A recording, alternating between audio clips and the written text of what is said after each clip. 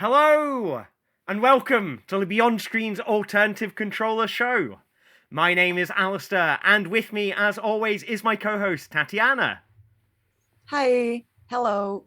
In this show, we invite creators of out-control video games to tell us about their work and show us what they're working on. So for those of you who may be new to the world of alt control, these are video games made to be played using unusual custom-made controllers. For example, a game could be controlled with a door stopper, or an electric guitar, or maybe even a paper shredder.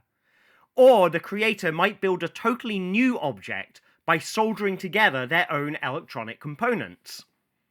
And today's guest is Danny Rankin. So Danny is a Colorado-based designer and educator.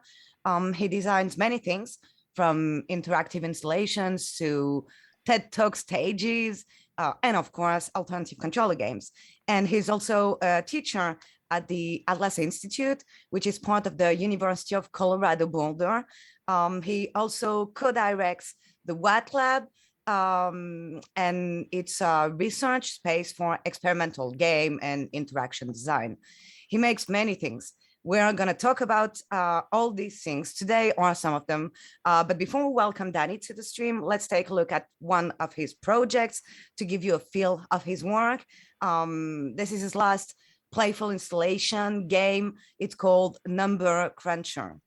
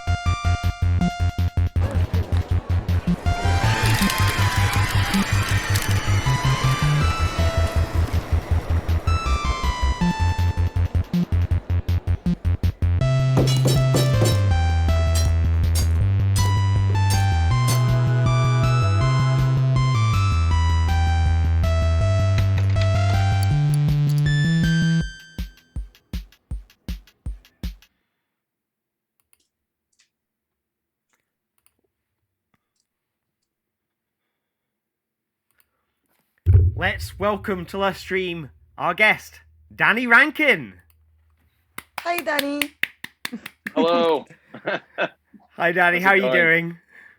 I'm doing well. It's so weird to see that video because so much of that game has changed since we took it to GDC and worked on it. Like initially it was just like mining and there's a giant rock, and now it's like wholly anatomical and it has a stomach and like a weird mouth and eyeballs. And yeah, we just kind of, it's good. But yeah, it's going great. It's good to be here. Thanks for having me. Thank you very much for coming along. Yeah. So yeah, I was at GDC this year and I witnessed this game. I still have my little mining card. The number 760, I think. Yeah. It's true. Fine. There's one of a kind. So yeah, we'll talk about Number Cruncher later, but it's one of the many games you made. But you didn't always make games, so you know a bit about the show, at least what we are gonna ask you. So the whole point of the show is to understand how you ended up making alt control from the start. I mean, from some start, not maybe not from your birth, but unless you want to. But my first alt control game came out of the womb with me. Yes, it was a game that you played with the umbilical cord. The umbilical cord, yeah. Okay, that's really early. Yeah. So in our research, we started in 2009. So not your birth, I assume. Yeah. So as I understood, you started by making a bachelor degree in environmental studies at the Yeah. University of Colorado Boulder. How is that possibly linked Yeah. to out control? So yeah, I was really interested at the time, and still am, but less professionally now, about building technology for small scale farmers to monitor things in fields and crops. And I was working, or starting to work, on a farm at that time. I worked on a small organic farm for a while. And we had all of these problems with animals escaping or not being able to monitor things in other fields. So I started to get into tinkering with electronics and circuits then, as it sort of tied into some sustainable agricultural research. And that brought me into this place where I now work, which is called the Atlas Institute. So a lot of those things are connected, but basically I ended up here. And initially, I did my undergraduate environmental studies, and did sort of a thesis project about open agricultural technology. And I started playing around in this hackerspace, makerspace, which is here, called the BTU lab, called the Blow Things Up lab, they call it, which I've been really active with ever since then. But that's a space where a lot of people were making really surprising and weird and playful installations and games, and you know, sticking LEDs and knobs on everything and seeing what you can make them do. And from there, I started a graduate program in the same place called Creative Technology and Design. And I met Matt Bethencourt, who kind of does work under the name Mouse and the Billionaire. And Matt is also just a great game designer developer, and he and I started to collaborate together. And it just sort of was a natural fit that we were interested in making kind of weird games that didn't feel like traditional video games. We wanted to use games to, you know, make people laugh and kind of talk about social commentary, and not fully a serious way, but just sort of in a fun way. And we started brainstorming, and right away we started collaborating on projects. And the first project we did together was this game called Busywork, which is like an office simulation immersion space. And I did all of the hardware design for that. And it was sort of, I was already making little circuits and stuff, so it was easy for me to say, like, okay, well, let's turn all these phones and keyboards and monitors and staplers into game controllers and make it into this thing. So yeah, that's kind of the journey there. It's interesting because when we researched your games and portfolio, it looks like from I'd say 2015 to 2017, you made very experiency stuff, not necessarily games, more experimental art installations. And yeah, maybe let's start by this to understand how things evolved, because the first one we saw on your website is Lightness, and it looks inspired by environmental studies.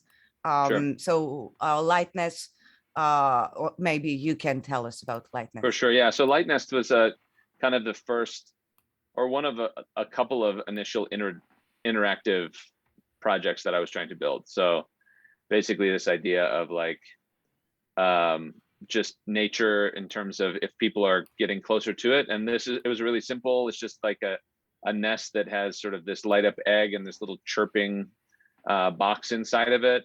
And it uses a Kinect to keep track of a person's proximity to the installation. And if people get close to it, then it kind of eventually gets quiet. And if people are far away from it, then it sort of makes noise, and kind of a loose commentary on, you know, people sort of ruining nature by interacting with it too much, which was something I was, you know, interested in. And the big concept was just that, right? Just sort of like, does it keep track of it? So it's roughly playful. And it was something that I noticed. I mean, there's some stuff in that video of like, you know, my kids jumping around and playing with it, and putting something out that you sort of put into a public space and observe people's behavior of it became something that was really fascinating for me. And that made its way into Busywork as well.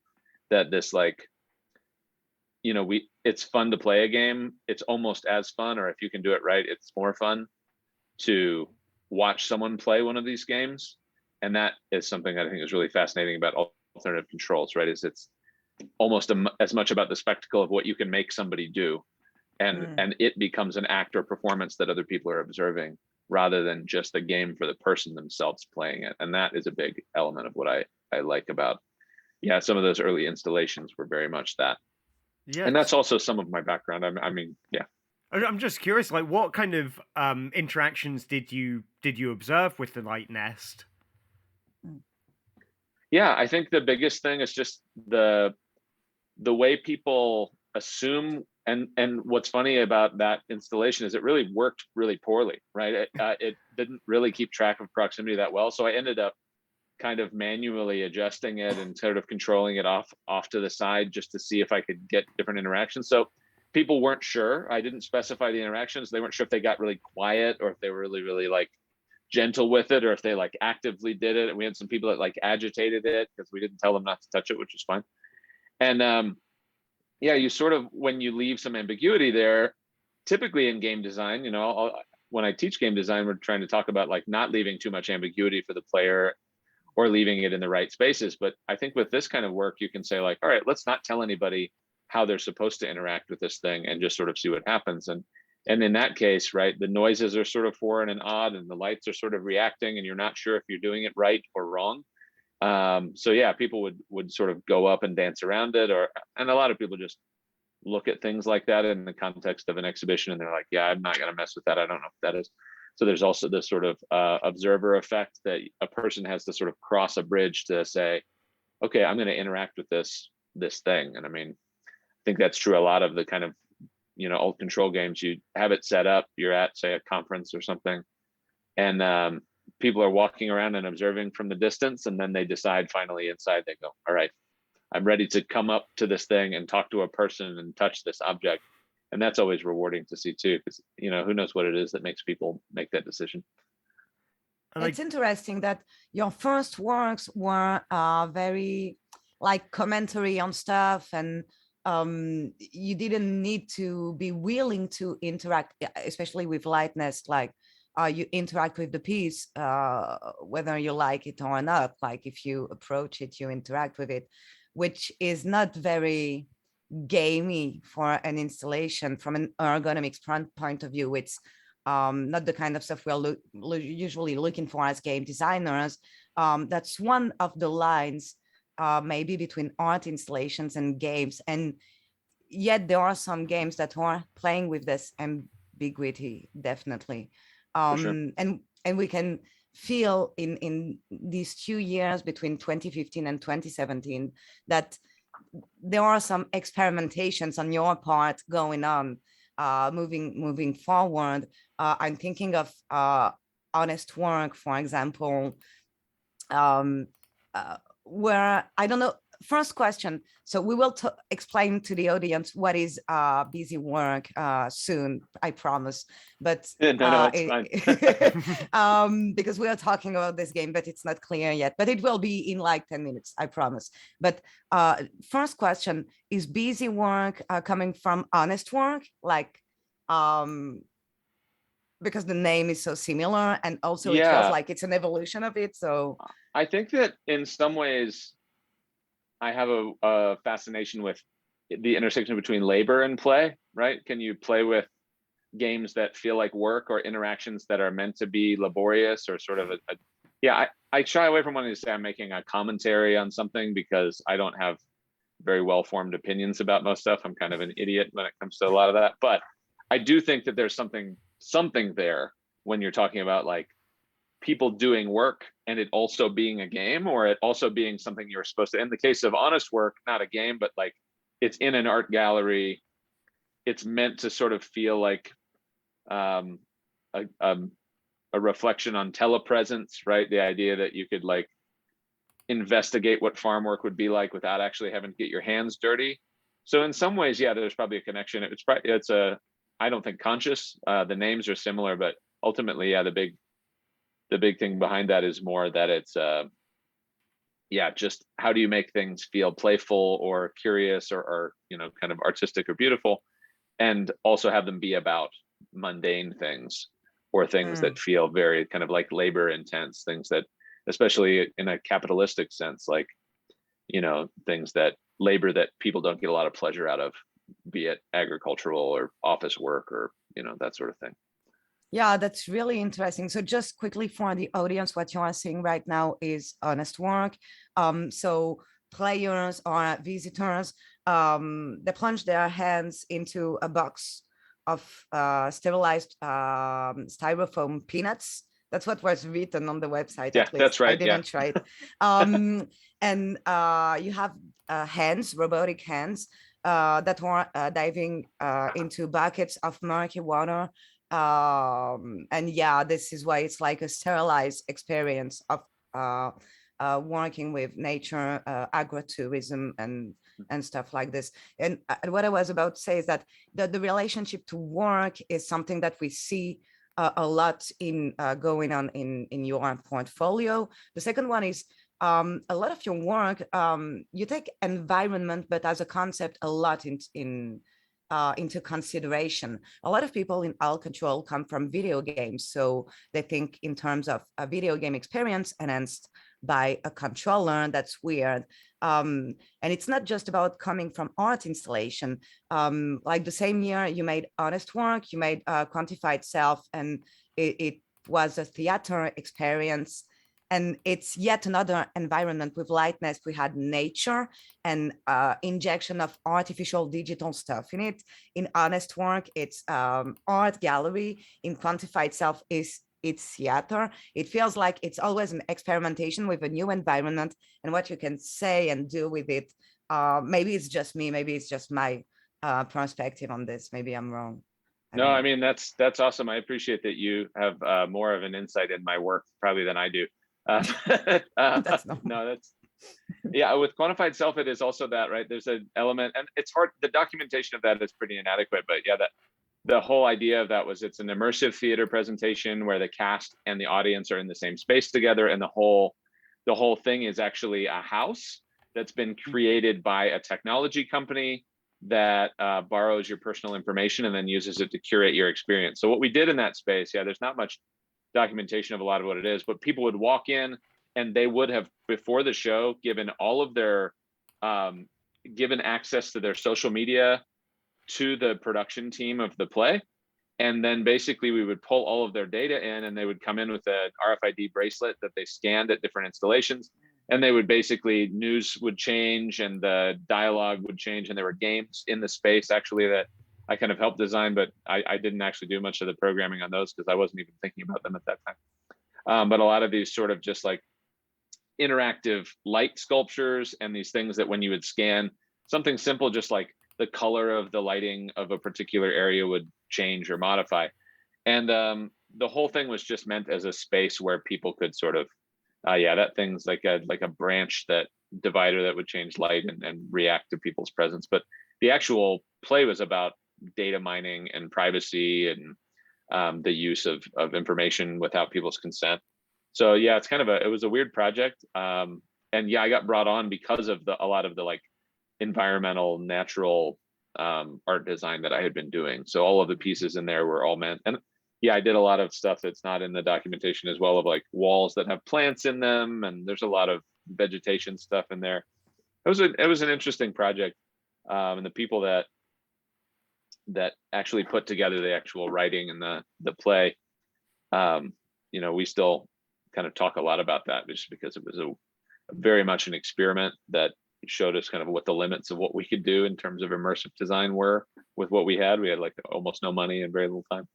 But yeah, the idea of making an immersive experience that people walked into and using, yeah, the kind of theatricality of it was something that, yeah, in hindsight plays a big role in what I like to think about inside of the work that I do. Yeah, that seems, I mean, again, maybe it's just my interpretation, but I understand when you say like you feel like you don't have big things to say, but I think it also comes from the approach you had and still have, that it feels like it's going to be hard to say in my third language, but it looks a lot like what you're doing is just having one not thing to say, but showing the inside of a system in the abstract sense by highlighting one of its way of working. So in honest work, you're in the art gallery, so you use this frame, experience frame of art gallery, this place where you look at things at a distance, and you use that to say one thing, like sterilized agrotourism, etc. So honestly, like when I did my research, we talked about at the GDC, but I didn't know like your work was so profound, and it was really fun to do the researches. Thank you. And just not a compliment, just No. what I'm thinking. So, well, not the opposite too, obviously. No. But yeah, I mean, even in the Internet of Tubes, there is this idea of just showing the inside of a system and part of its working, to think about it in a different way using an environmental approach, a way of staging stuff. So I don't know, it was my interpretation, and I'm really enjoying your works.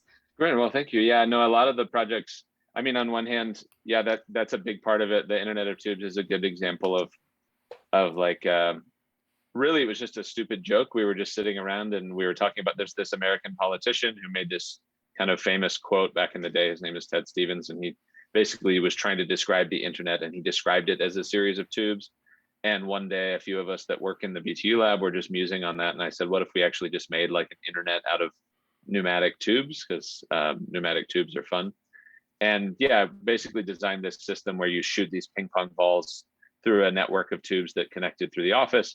And then there's like a color sorting box in the middle that detects the color of the first ball and then just sends them on their way.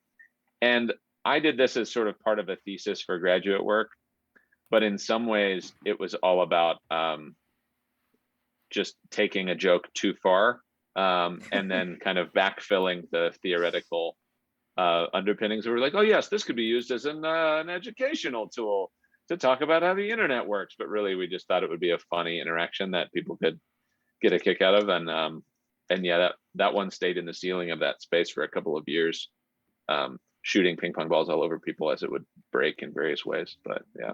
So was that something was that something that the public got to access, or was this like a kind of secret thing that only members of faculty knew about? No, it was just there in the room for a long time, and you could just walk in there and just turn it on. And if you didn't know how to do it, you would literally, if the system didn't recognize the colored ball that went through first, it would just eject all of them all over the room. So the room eventually just got completely covered in like random, table tennis balls that would end up under the furniture. And yeah, at a certain point, the lab director was like, hey, can you turn that off so that stops happening? Because people have classes in that room, and like ping pong balls would shoot out of the ceiling and people would get really distracted. Yeah. Oh, that's amazing. Yeah, I mean, I still have it. Maybe when we walk around, I'll show you the guts of it are still in the closet. Oh, please do. All of the tubes are in a big pile with all of the sorting mechanics and stuff. Yeah. I find the approach of taking a joke too far actually working remarkably with my students. I say about my last game, PBB, that it's a glorified meme. And honestly, it is like, we were going for something super complicated, and we ended up with this weird foosball, like surrealist foosball game. And it's one of my funniest games. So again, I think it's a fun way to approach stuff, but actually there is something behind this, like maybe at a subconscious level, but that it's a design approach that consists of aiming for something specific in a system and just using that to make a game from it. I love the idea. But right, no, there's something about absurdity that is really fun to just explore as a game mechanic, right? You just sort of say like, well, whimsy, right? What does it feel to be silly or kind of strange? And that in itself will bridge the gap into getting somebody to want to play or to immerse themselves in play that much more. If it's too familiar, then maybe they'll be a little bit uneasy about it. But if it's really, really weird, and I mean, I think that's true just in how I like to relate to people, right? Like, you can get a lot farther with people by making them laugh or making them feel at ease than you can by immediately engaging them on a serious topic or something like that. So yeah. And using the absurdity to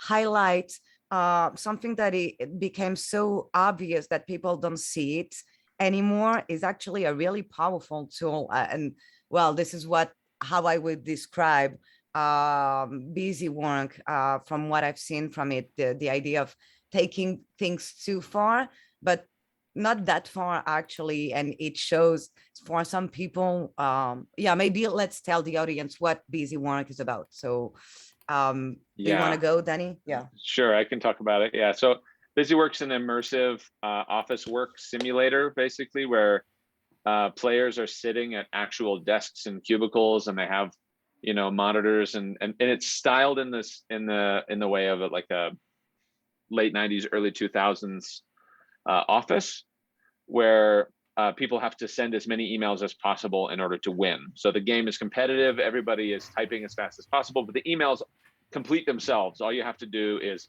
smash the keys as fast as you possibly can. And if you do that, then the emails can compose themselves, and then you send them, and then you do that. And the whole idea is to force people to race to send a lot of emails, and then someone wins Employee of the Day, which really means nothing, but they get to experience that. And in the midst of it, there are tasks that they have to do. They have to take files and put them away into a folder, and they have to shred paper. And you know, either Matt or I typically walk around as the manager of the space, yelling at people and giving them things to do and sort of interrupting their work. And all of this takes place over the course of about a 3-minute play session. So the experience is very fast and very chaotic, and it definitely lends itself to sort of an absurdist spectacle. But also inside of the game, there's embedded narrative. All of the people that you're sitting at the desk of have a persona. They all have kind of artifacts of their life all over their desk. If you wanted to, you could just not play the game and sit there. We literally had a time when someone just sat down at the thing, decided they didn't want to type the emails, and we had like an old Discman with CDs, and they just put a CD in the disc. They were listening to like old Rage Against the Machine CDs and just watching. And like, there's a little version of Solitaire that we programmed that Matt made called Pine Scooper. It's like a cat poop litter box Minesweeper clone. And you could just sit there and do that the whole time if you want. So in some ways, we tried to design a lot of pathways to experience for people. So as much as it is this crazy absurdist chaos simulator that stresses people out, there's a lot that goes into the sort of dressing of the game, which most people don't realize because they're too busy smashing out emails, which by design is, I guess, commentary in itself. But yeah. Busy Work was the first game where we really like found, I think, what we really wanted to be doing. You told me at the GDC that for some people this game hits too close from home, like it feels a bit too real. I don't know if it can induce some anxiety into people, but yeah, a lot of people would watch it and just sort of go, no, that was actually my life for years, so I'm not going to play that game. And be like, that's fine, you can just watch. And you know, that was the other place where we really had a game that more people would be gathering around and videoing it with their phone and sort of observing it than were playing it. Like, it really became a huge spectacle. And all we did was take it to conferences. I mean, I think that video is all just, you know, it's IndieCade and IndieCade EU and XOXO Festival and a few other places. And it's just, yeah, you won the Media Choice Award at IndieCade, the IndieCade Media Choice Award in 2017. Yeah, in 2017. Yeah. Is it the first time that you used phones in your work with Matt? I'm trying to think. I think the other one we did was this game called Please Hold, which was more contemplative. And I think we were doing them about the same time. But yeah, I would say probably it was the first time I'd used phones. And I mean, I just looked over there because I'm looking at a bunch of shelves that have boxes of old dead projects in them, and they're almost all full of dead phones. I have so many phones. We were talking about earlier, I actually don't have the phones for the game that we just were running before by Sal. He has them at his house, but there are so many just broken phones around here of various kinds that are wired into different things. And I don't know why I was fascinated by that, but there's something about the hardware that just, I still love it. I don't know. Do you all have weird things that you're just like, oh, I just love these weird old objects, right? For me, it's phones. I just love old, wired telephones. There's something about them. So I have kind of a collection of those. And getting to use that was a big part of it. So I think that's probably where it started. And yeah, for whatever reason, we were on the phone thing for 3 games there, I think. Yeah. So based on our researches, please hold. All I can tell is that the video on Vimeo was put online after the one of Busy Yeah, Work. I think it So was I after. assume it was done right after it. So yeah, you have this thing with vintage phones that you explored. You explored a bunch of interactions with it. Maybe we can talk about Please Hold, but it's more of a narrative experience, Yeah. I'd say. Well, again, I'll let you explain the game. Oh no, yeah, it's we were playing with the idea of being on hold, right? And the sort of automated hold systems where you have to navigate through a series of numerical menus and do that. And yeah, I think that with that game, we never really got it as far as we wanted to. I think that's really more of like a proof of concept of what we had envisioned, which was a whole series of audio-based games that you navigated solely through a telephone handset. So, and Matt is very much fascinated in this space too. He's developing one of the games that's being built in the lab right now is a voice-controlled game. One of my students' games that was at GDC that you saw, Plinko Burger. That one's a voice-controlled game. We really like this. Like, what does it mean to use, not just an alternative controller like a toilet or a weird furry monster, but just your voice. And what does it mean to take advantage of kind of the natural language processing that is really kind of getting a lot better these days, and use that as a game controller. So yeah, we definitely with Please Hold, it was just about experiencing sort of generative audio and this telling this thing how you felt, and then it would sort of like change the music and the sound. And we had envisioned this whole thing where we're like, let's build phones and then people can buy them and put them in their houses, and then like the phone will ring and there'll be a new game for them to play. And we have big ambitions for that maybe someday we would try and undertake. But in the meantime, we kind of just tried that one, and that was the first time we actually made a phone into a phone. So with Buy Sell, the phone really just honestly you picked it up, yelled a thing, and hung up, and it didn't do anything. Busy Work. With Busy Work. Yeah. And then with sorry, there's so many names. And then with Please Hold, I had to open the phone up, make it stop being a phone for a phone system, and then turn it into a video game phone instead. Which is a fun project. Many things in what you say are interesting. So maybe I'd say the business part is something that comes a lot in alternative controller games, and how much people feel like doing stuff that are not related to making games, basically, and making controllers. If you feel like doing business, you can do stuff, but you will find yourself quickly spending 80% of your time doing stuff that are not related to what attracted you to this in the first place. So but something that I was questioning myself, like I really like vintage phone, and I was wondering why. And I was thinking about what you were saying about the sound, the voice control stuff. So there are many things in alt control, especially if you look at them as installations, environments, and a controller. As a controller, what kind of interactions you have. The thing is, with vintage phone, you have a way to involve people that is very different from a cell phone, which has many possibilities. It's limited, so finding something new to do with it, both for the designer and the player, is interesting because it feels like it's very limited. I was thinking about this game at the GDC based on teletext. So for the American looking at this, usually teletext is more known in Europe, but you play with a remote, like TV remote, and you can enter a series of numbers, of digits, and it will bring you to one channel, and so you can play like choose your own adventure games with it. And I think phones, especially vintage phones, you have the same limitations that makes it super rewarding to find something new with it, because you don't expect that. I don't know. Yeah, for sure.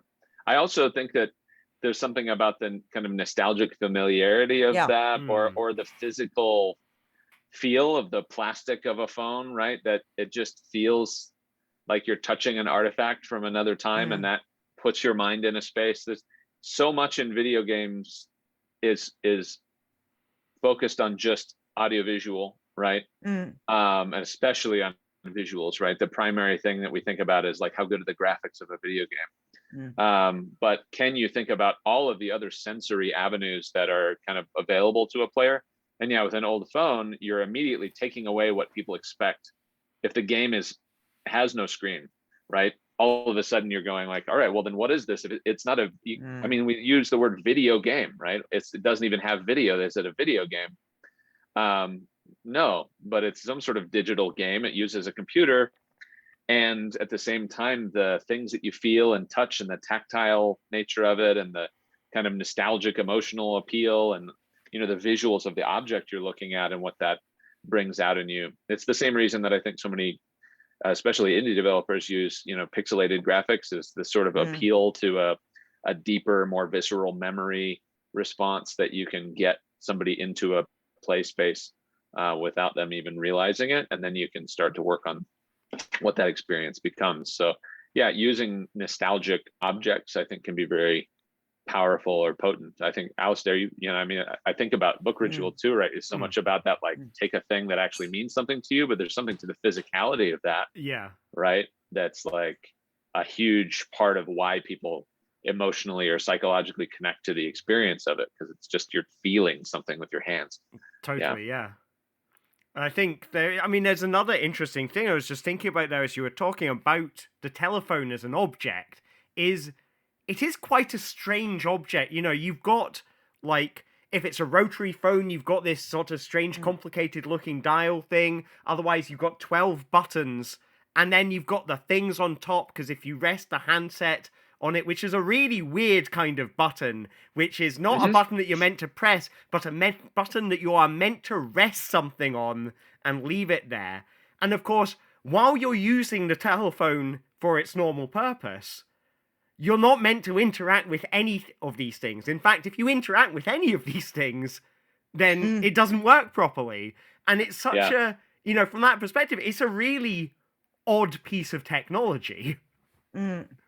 For sure. Yeah, it's just a gateway, right? It's just a door, right? You don't really think of it as anything but like something that you unlock and step through, or in the case of a phone, you know, a thing that you call. But we've changed the whole notion of that to this like computer that you do everything with, as opposed to this sort of gateway to another world. Although it really hasn't changed, I suppose, in a way. You know, that little screen is just a gateway into all of the places that it takes you, or takes your data to, or whatever. But yeah, for sure, it's an interesting subversion of what that thing can do to make it into a more playful object as well. And yeah, mostly people hate sitting on hold, right, and navigating numerical menus in a robotic voice. And yeah, it's a space I'd still love to revisit, because I think as those systems get better, right, when you think about like what natural voice can do with a lot of computer assisted, you know, speech processing, you know, eventually those hold menus will be undistinguishable probably from a person on the other end of the line. And then it will become almost nostalgic to play a game that has a robotic sounding voice and that you only interact with through numerical button presses. Like, it won't be a contemporary commentary, it'll be a nostalgic commentary at that point. Yeah. I was thinking about this intimacy stuff, and the fact that it's more like a tool that you're using to do something. Of course, it feels more welcoming too, in the sense that a full digital environment, you're always foreign to that. So a smartphone has its whole complicated way of working, and it's kind of overwhelming. When we are used to it, we accept that there are a lot of things that we don't understand. We just try to figure a way to do what we want to do. But when I use internet, I'm not thinking about everything that's happening between me and what I'm seeing on my screen. I just try to figure it out.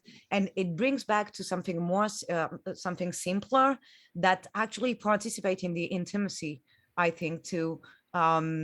because you're just alone with this piece of plastic, and it's enigmatic, but in a way that can be understood, I think. And actually, as a designer, I love these phones because my first the first appeal to me is to open them and try to understand them. Well, when I use a game engine, I'm not trying to understand everything. I'm just trying to do whatever I want to end up with.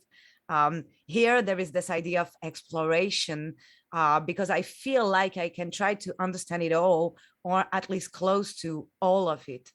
I don't know. I think there is this riddle appeal to it that comes with the simplicity too. But yeah. No, I completely agree. That's well said. Yeah. But yeah, I love phones. And let's talk about the last game you made with phones, to the extent of my knowledge, of course, So. which was at the GDC too. So many games at the GDC this year.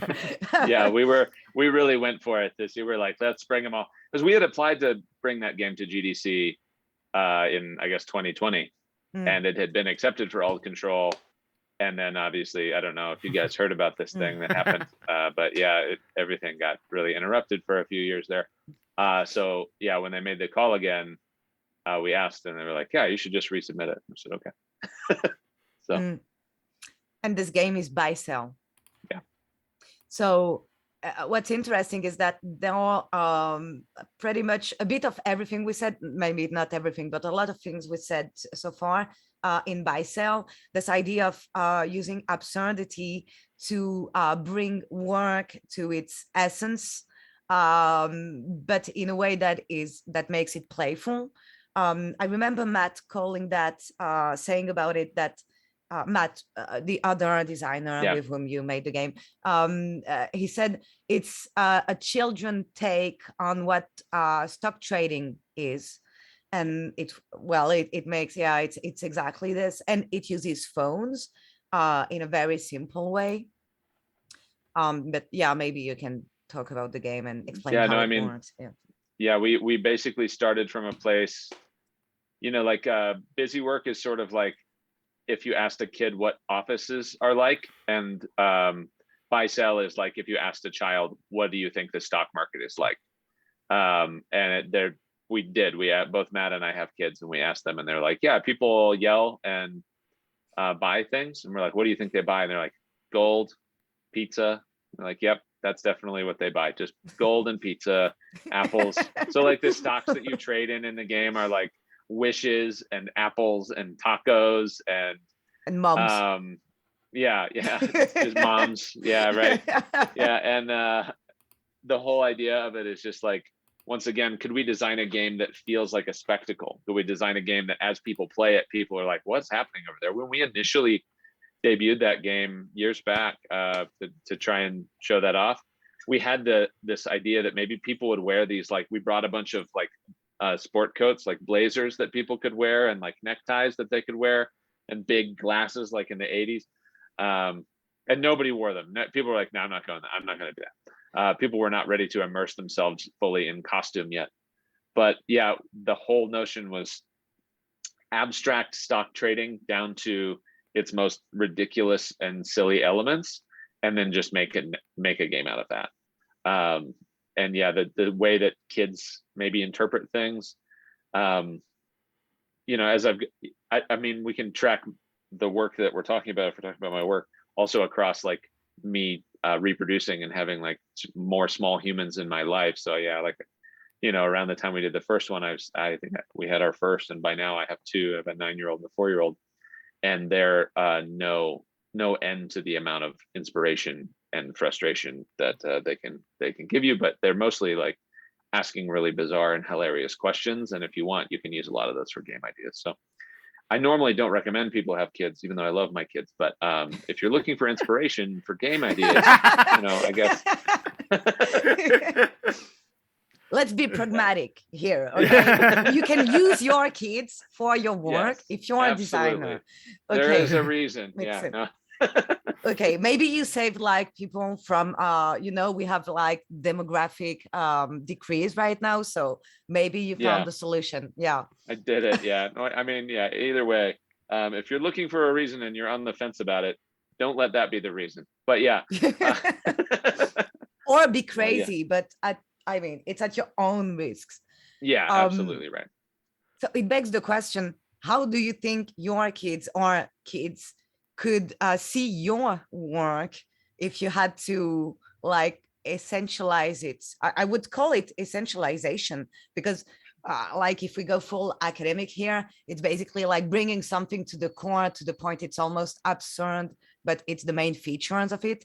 So what would kids say about your work? I think that mostly kids probably think of it just as like silly um fun, right? Or sort of like um kind of like weird chaotic energy. I think Number Cruncher is a good example, but with all of the games, we always have our kids try the games. And they never have some sort of commentary they come away. They're never like, oh, this gave me a nice idea of like the absurdity of how marketplaces take, or like, oh, this is a noteworthy, idea on the mining of cryptocurrency. My kids just go like, oh, the fat belly game where you punch the monster. I'm like, yeah, that's the one, right?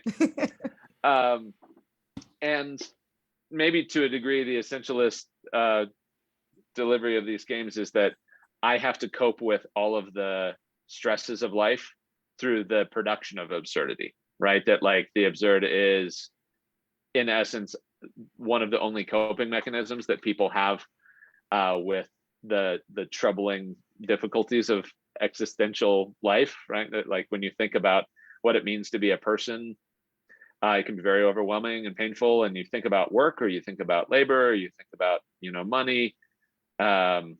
Yeah, my mechanism for dealing with them is just make weird, funny things. And that's probably at the core of all of it, is just like, well, if you can't necessarily change any of this, the least that you can do is have a little fun with it, and laugh at its expense. And it makes for great games.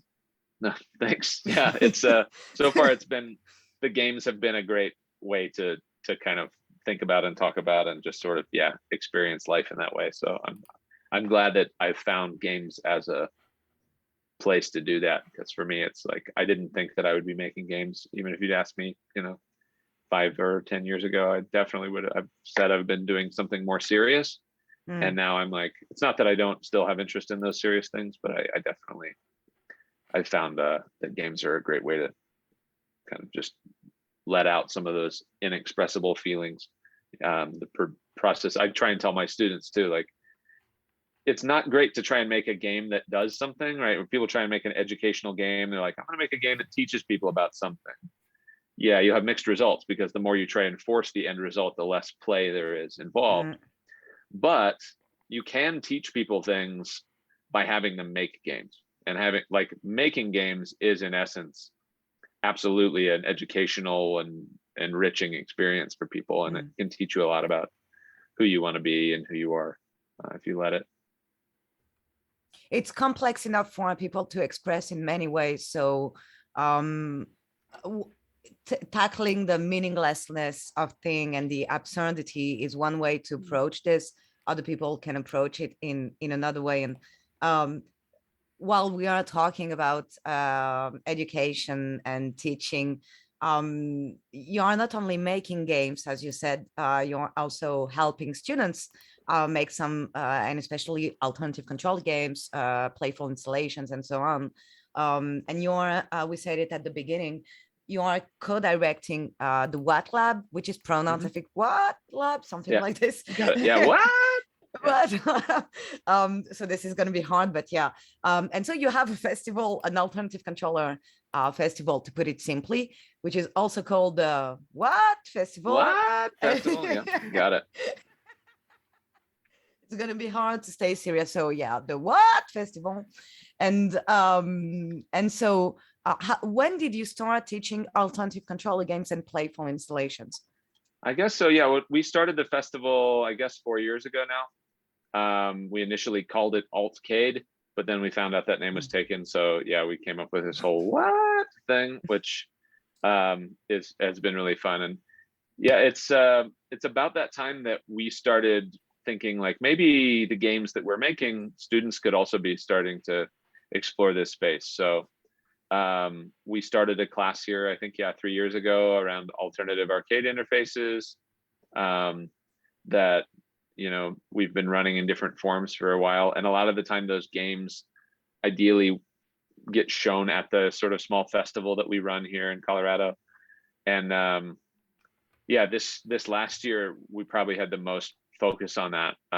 Last fall, we had 3 projects came out, and one of them is Plinko Burger, which was at GDC that you saw, and a couple of one was like you ride a mechanical horse while trying to tattoo a mannequin based on a reference image, and you'd like try and tattoo this thing that's shaking around, and then you just use computer vision to compare your reference image to the tattoo that you put on it. Totally absurd, like really, really. And they made it out of like an old dryer motor and a bicycle that they disassembled. And it ended up being more of a mechanical engineering project than a game design project, because they just were trying to make a machine that could shake a human being back and forth. And they ended up doing a lot of, That's hard, actually. Usually when my students start telling me about moving people, basically moving a chair with pumps. So I won't have the vocabulary in English for this, but everything that involves having a load that is really like, we are talking several pounds. I mean, I'm always, unless there are engineers, which can happen, but usually there are designers or programmers. I'm usually trying to like not break their enthusiasm, but try to make it like differently. Like maybe someone is hiding behind the couch and shaking it or something like this. Yeah, definitely. Yeah, same. But yeah, this one was fun. It worked for about 45 minutes and then it broke. So it's pretty good. Not bad. All things considered. Not bad. Yeah. I mean, it worked. It's already surprising. But yeah, how did you end up teaching? Did you stumble upon teaching, or was it something more vocational? I was in grad school here at Atlas in this creative technology program, and I started teaching because I worked as a freelance graphic designer for a long time, kind of as a side gig. And I was teaching graphic design here, and then I started making games with Matt, and we started the festival. And they basically said, hey, if you're into games, then we'd love to have more games classes in our program. And because I work in a really cool place, they basically just kept saying yes every time. I'd be like, how about we teach a class about little tiny games where we play little Pico 8 games and program those things? And they're like, great, sounds good. And I'm like, what if we did a class on alternative controllers? And they're like, yeah, great, teach it. So I'm really fortunate that I get to work in a place where my bosses are sort of like, if you think you can teach that and students will sign up for it, you can do it. And then after doing that for a few years, they invited me to join the faculty full time. So I've just kind of been here working for, I guess, the last, overall, like probably 6 or 7, 8 years, but full time for about 4 years now. So and it's a virtuous. Yeah, sorry. No, I was just wondering, like, I'm talking. No, it's not a problem at all. But like, and I guess you can answer this yourself, Tatiana. Like, as in for yourself. I got tongue-tied there. Anyway, the question I was going to ask was, how do you go about teaching alternative controllers? And hence why it's a relevant question for Tatiana as well. Yeah. For me, I basically do, and I think that I would change this. I almost maybe give them a little too much freedom to start out with, but we have them do Pong. So I make sure that they can program a version of Pong in whatever platform they want to program it in. And then I have them create some version of an alternative control for that.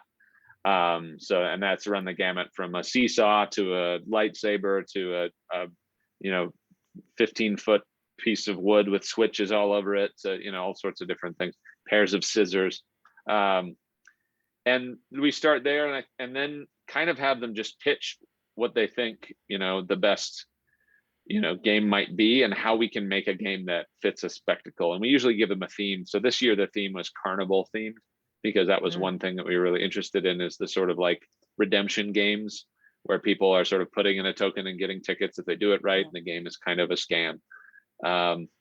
And that just sort of morphs and evolves. But overall, yeah, I just try to point them to a lot of inspiration. I make them go and play a lot of other games. I make them watch a lot of videos about other games. And then after that, I pretty much just project manage them for a couple months, and just make sure that they can find the parts and resources and tools they need, and that they're staying inside of the scope and hitting their kind of goals. So it's a lot less like an active instruction model for that class, and it's much more like a studio where the students are sort of running it themselves, and I'm just sort of helping to connect them to resources, which has been for the most part successful. But it depends, obviously. Different students need different amounts of support. It's always a very case-by-case job at some point. But yeah, so from my experience, what you are doing with your students is working well. And I suspect that's why, but I need to explain something in 2 minutes. I know it's already an hour. Time is going so fast. But anyway, when I started teaching, because I'm using my students as guinea pigs, they know it, so that's okay, for my design theory, because basically what I'm doing in my PhD is alternative controller game design frameworks, specialized for alternative controllers, nothing universal, but at least some that are working. And at the beginning, I let too much freedom to my students, so I had the same problem. The problem is I went nuclear with this and went the complete opposite. So I tackled alternative controllers by the basically my take on this. It's what I said at GDC 2018, is that we can think about alternative controller games as games where the controllers are not thought through design with ergonomics in mind. And instead, we can use the controllers to provide challenges, which works, but it's limited.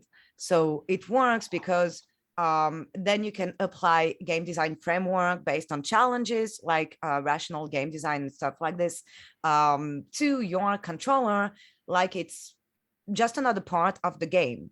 The problem is it works with, I'd say, 60% of all control games that are on check that button, for example. It doesn't take into account what's something that I used since last year, that's 2 years, sorry, that's working very well. And I only understood why when playing by cell. So this is why I'm taking 5 minutes to explain this. So what I'm doing with my students that's working well, I don't know if I should say this, like it's in my PhD, but I didn't publish this. So go on, steal it from me. It's okay. We've got video evidence of you saying it before anyone else. Exactly. Thank you, Alistair. So I was trying to tell my students to use cinema typical scene. This is why we ended up with a game at GDC this year with students that made a hand car, Western cowboy, kind of stuff, and this cooperative game with 2 players playing on a hand car, because this is what I told them to do: take scenes from movies and try to essentialize what's fun in it. Why did the director choose to represent stuff that way? And we had also this game about the heist in the casino, and this is how we ended up with this. What's happening is that it's just more confusing way for me to tell them to essentialize a situation, which is kind of the same as saying, what is a children's take on this? Because when we try to represent, like you have a few seconds in a movie to say this is stock trading, what will you show? Well, a bunch of people screaming in the phone. So you end up with the same stuff. And playing by cell and talking with you was like a big jump in my PhD. So thanks a lot for that. I don't have much more to say, but that's awesome. No, that's great. Yeah. But yeah, maybe we should wrap up the interview, Alistair, and finish with Number Cruncher.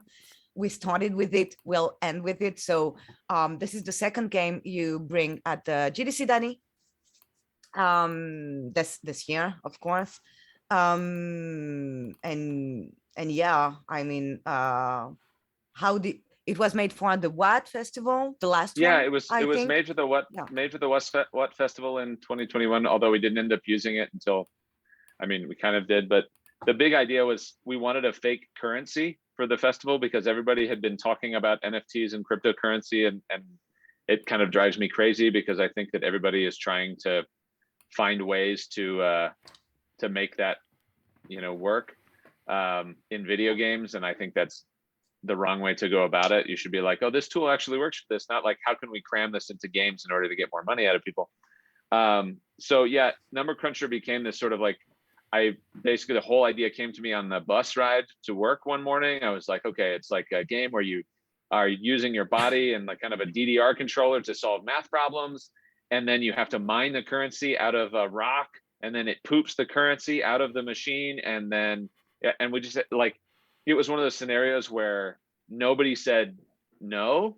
Like, you have a brainstorming session and they talk about the rule. They're like, yeah, every good idea is the right idea. Yes, and always yes, and we yes anded that idea into just this insane thing, right? This like, I feel like as I was building it, every single time I'd get to some new stage of it, I'd be like, God, I can't believe we didn't cut this idea out of the game, because this is going to take me like 5 hours to make a giant mouth that is a button and eyeballs, or like to make a stomach that you punch and it churns out. Or like, now I'm like, oh, I have to build this whole coin ejection system that poops out coins out of this intestinal tract. It's just like, there really is no point where we said don't do the idea.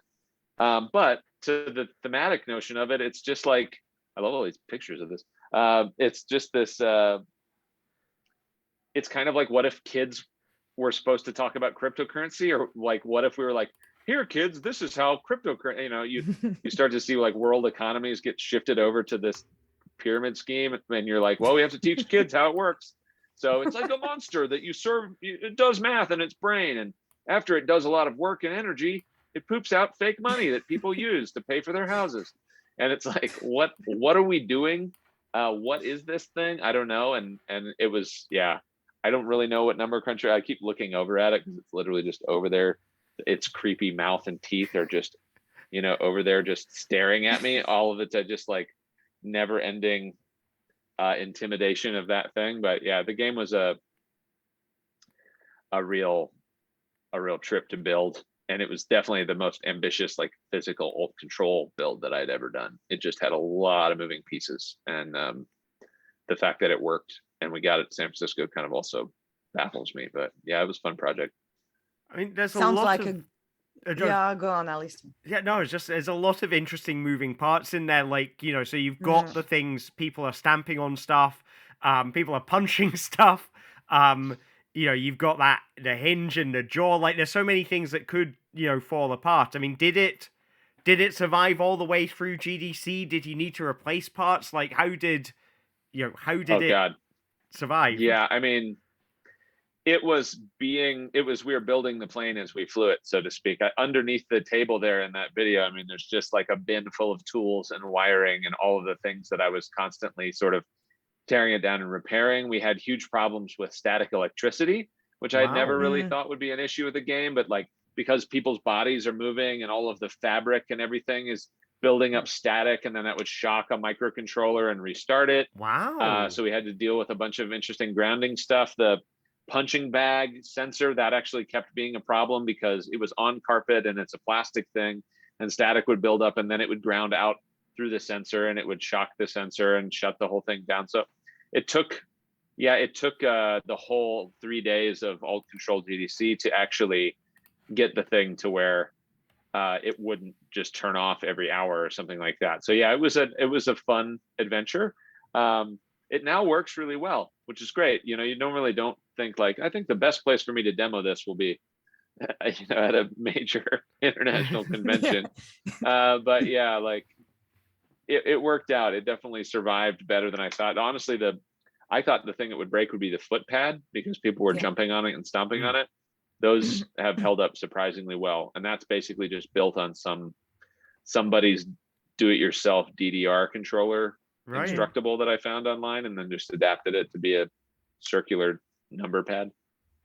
Yeah. As we are talking about the inner workings of number cruncher, I think it's a good transition to the show and tell, because we can actually show, you can, Danny, actually show what we are talking Definitely. about. I don't know, but Yeah. Alistair, or I can say it actually, but maybe it's time for us to also launch the creative game. Yeah. So people give us words. Started now. There we go. And then we can look at the insight of number cruncher. Cool. Yeah. Well, let's see. How's the best way for me to do this? I think probably that. Yeah. So while you're figuring it out, exactly. Go on.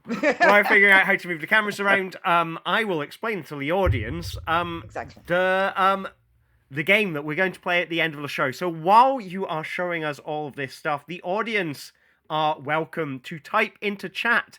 If they type an exclamation mark followed by a word, then that word will be added to a pool of objects. What are we going to do with this pool of objects? At the end of the show, we are going to choose 5 random objects from that pool, and Danny is going to have to come up with an idea for a new game or a new controller made using those objects. So if you want to see him come up with a game about potato, type in exclamation mark potato, and a potato will be added to the pot like some kind of beautiful idea soup. So feel free to get typing away. That's exclamation mark followed by whatever it is you want to add to his controller. And the audience, you can all do that while we're having a look. The show and tell, yeah. All right, so I'm just going to walk over here with my webcam and we can start pointing at some things. You are in your workshop right now, lab. I am, yeah.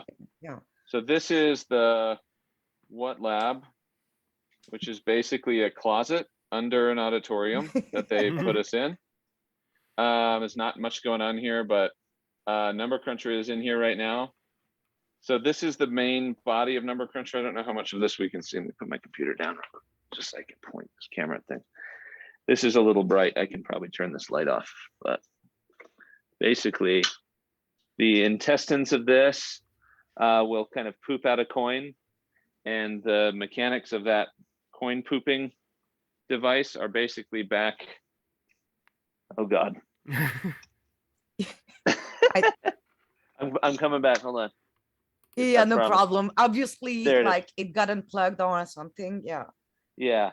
So back here, there's basically a kind of a tube ejection system that spits out these coins. And we've added this feature since you saw it at GDC, Tatiana, where basically instead of it falling out quickly, it poops out and sort of rolls really slowly down there, which is pretty nice. But basically, as people play the game, that happens and that triggers that. And then this guy, the actual number pads, basically are just kind of these like foil. Let's see if I can pull one of them up. These foil switches here. Right. It's handmade on the pressure plates. Underside of the button. Yeah, this is all that. And then the spring is just these pieces of foam rubber that are in here that are just cut to pad. And then basically that closes a switch when somebody steps on that. I'm amazed at how resilient that is. Like, that's, I mean, it must be a real, like, you know, I think, like, because I mean, in a previous show, we spoke to Remy Soyer, a French developer who's talking about the many iterations of foot pedals that he'd been through. Oh man! And you know, and very few of them, you know, would last, you know, a session, especially when kids were involved. Yeah, it's pretty rare, and I mean, I've had my fair share of like kids destroy my work, which I think is probably why I've gotten to where a lot of this is a lot more durable than it used to be. You know, it's so many students, when you see them build stuff, they'll just put something like wires are just plugged in or like taped to something, and then they just sort of stick that in there, and you have to be like, no, we have to use connectors on here, we have to do that.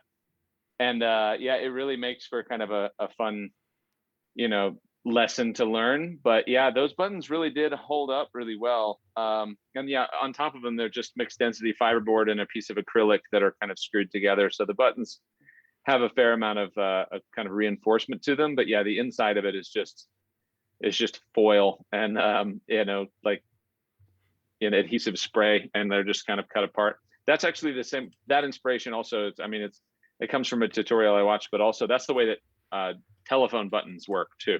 They use that same sort of comb switch mechanism that basically something presses down on top of it. So it's kind of another reference to that. The jaw itself, the beast, the actual mechanism for that, I guess I can show that as well. Yeah, I'm going to just quickly see if I can do a bit of change the view. There we go, just so you're a bit bigger. There we go. Here I am. I'm flying into a TV. Yeah. So basically this jaw is just a dental model that we found on Amazon. Right. And hinged it, and kind of behind there is just a springed armature that basically is pressing an arcade button. So at its core, that jaw is just a button that's normally open and closed. And then the eyeballs are just googly eyes that are actually just, once again, arcade buttons. So this isn't a very sophisticated control mechanism at the underside of it. It is just buttons. But it goes to show how far fur and googly eyes can go to enhancing the feel of a particular game experience, which is kind of fun.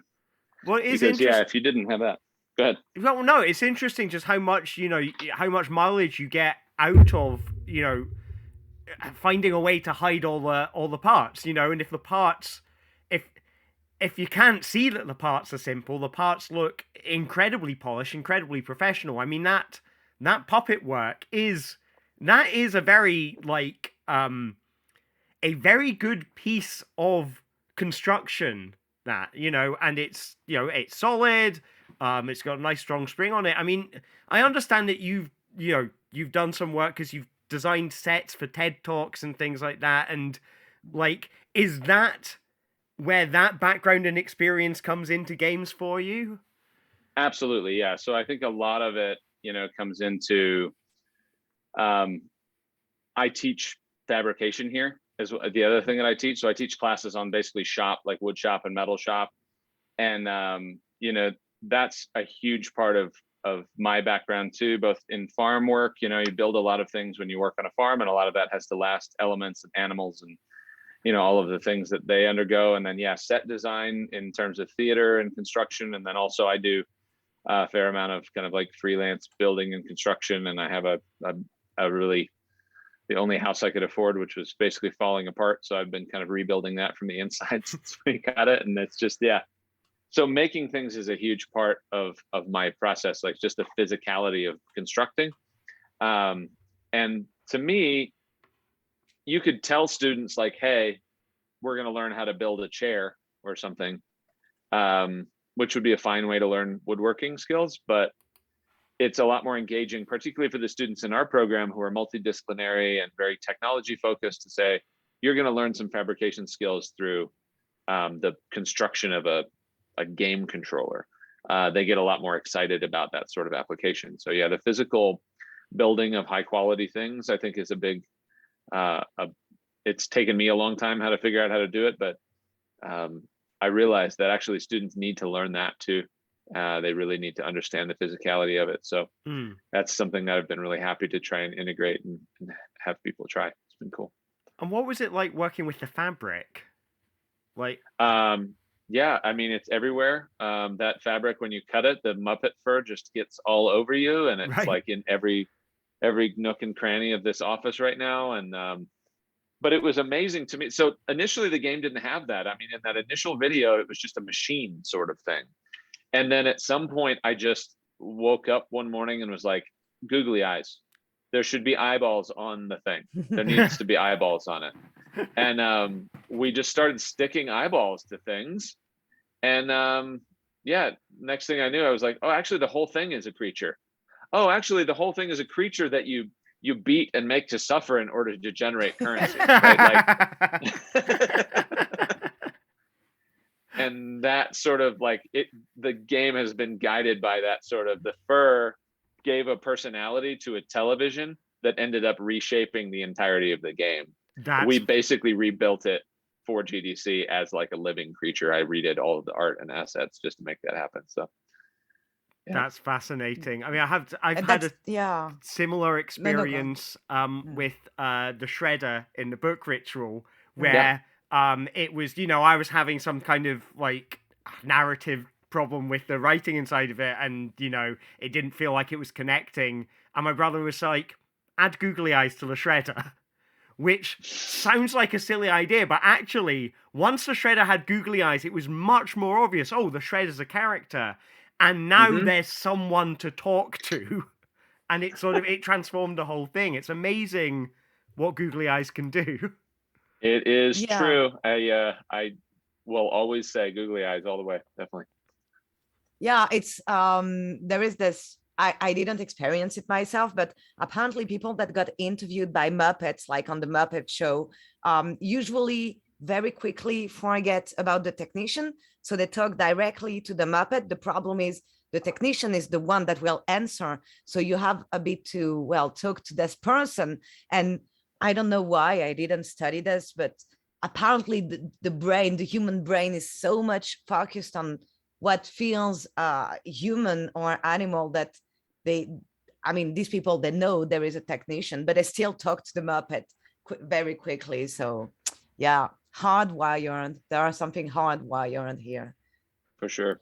Yeah, eyeballs. People want a pair of eyeballs to look at with a game. I think a lot of the time they're like, as soon as they have that, you know, they're just like, oh, this thing is my friend. It's amazing how simple, it's how childlike we are in our minds. That we're like, well, there's eyeballs on it, so it's a friend. It's my friend now. But it definitely works, and it's been amazing to see how people interact with this grotesque sort of eyeball teeth creature covered in fur, but they still seem to really have an affinity for it. So yeah, some good words in this chat. We have plenty of words. We have a lot of good words, yes. Yeah. Do we want to move on to the game? Sounds good to me. Yeah. Yeah. Are you ready? Yeah. Cool. So what I'm going to do is I'm going to press a little button on the keyboard, and it is going to reveal on the screen a series of objects suggested by the audience. What will they be? We shall find out in 3, 2, 1. So we've got guinea pigs, a towel, Muppet fur, dental floss, and a marker pen. So that's guinea pigs, a towel, Muppet fur, dental floss, and a marker pen. So what do you think you'd make out of use them all? If you can. As much as possible. And you Okay, can so add, I guess you can add whatever you want. the first thing that comes to mind is some sort of like generative art obstacle course where you use guinea pigs to produce some sort of like artistic artifact. Basically, you have like guinea pigs with little harnesses made out of dental floss, and they're pulling behind them markers across a canvas as you're working through. The Muppet fur is hard to integrate because the guinea pigs already feel like they're covered in Muppet fur, but I suppose you could do something where maybe the guinea pigs are producing some sort of creature that's going to be made out of Muppet fur. So you then take whatever the artistic creation artifact is that the guinea pigs have drawn, and then you basically run some computer magic on it and turn it into, let's say, some sort of player avatar that you use in some sort of battle environment in a game. And of course, it has googly eyes on it, and it's made out of Muppet fur. That's the first thing I can add what that is. That's actually very good. I mean, it makes sense. Like, it's playable. Weirdly, everybody bets on one of the guinea pigs to produce an actual drawing, and everybody has to use whatever their guinea pig drew to actually play the game. I don't know. Is there a way that you interact with the guinea pigs, or do you just leave them to roam around of their own accord, or do you are you supposed to coax them to different parts? Like how much creative control should a guinea pig owner have over? Well, yeah, I guess perhaps maybe the Muppet fur comes in a situation where people are dressed in Muppet fur trying to look like guinea pigs, and they're trying to communicate and influence the behavior of the guinea pigs while they wear their kind of like Muppet fur suits in order to also, the humans are guinea pigs and the guinea pigs are doing the art. That feels like a win right there, actually. That's a good one. Sounds fantastic. I mean, even if I think even if it's just an excuse to get humans to dress up as guinea pigs, and you say, oh yeah, no, it's art. It's like... Then it's a win for sure. Yeah. The people invading my land, no worries. And then I guess if you can take photographs of the people in the guinea pig suits and, auction them as art as well as the guinea pig drawings and have a competition over which goes for more money. Yeah.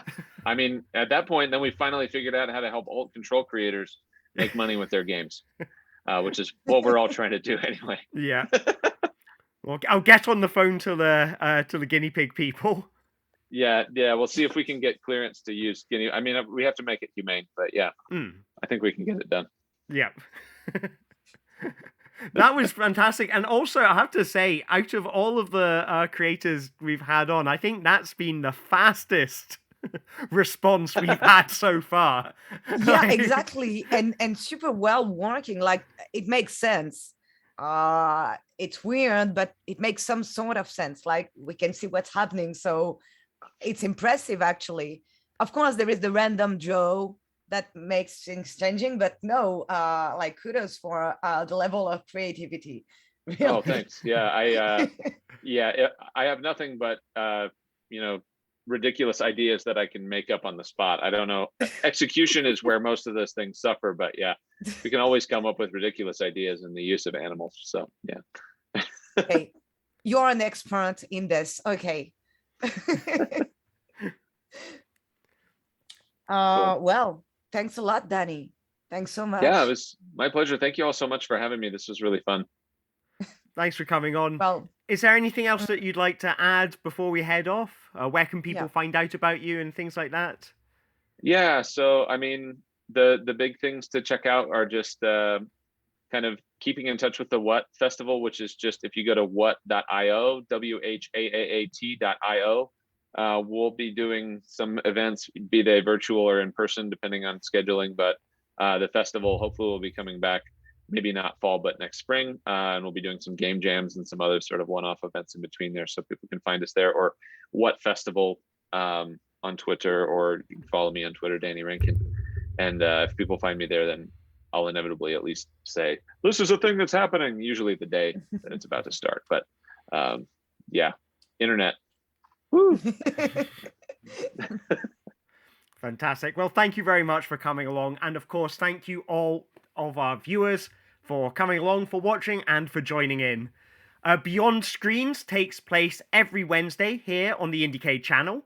It features the creators of playable theatre, escape rooms, and many more things, including ourselves on alternative controllers. So please do come along every Wednesday, because it is always a fascinating discussion. And that's not all for today's viewing, because we have more IndieCade shows coming up at 3 o'clock. We will have Korean Drive Time, playing some brand new games. And of course, there are plenty more IndieCade shows here on this channel going on through the week. And of course, thank you so much, Danny, for joining us. It's been fantastic to have you here. Thanks again. Great. Thanks for having me. And thanks very much, Tatiana, for another fantastic show. Thanks, Alistair. Goodbye, everyone. See you all again soon. Bye. All right. Bye, everyone. Bye.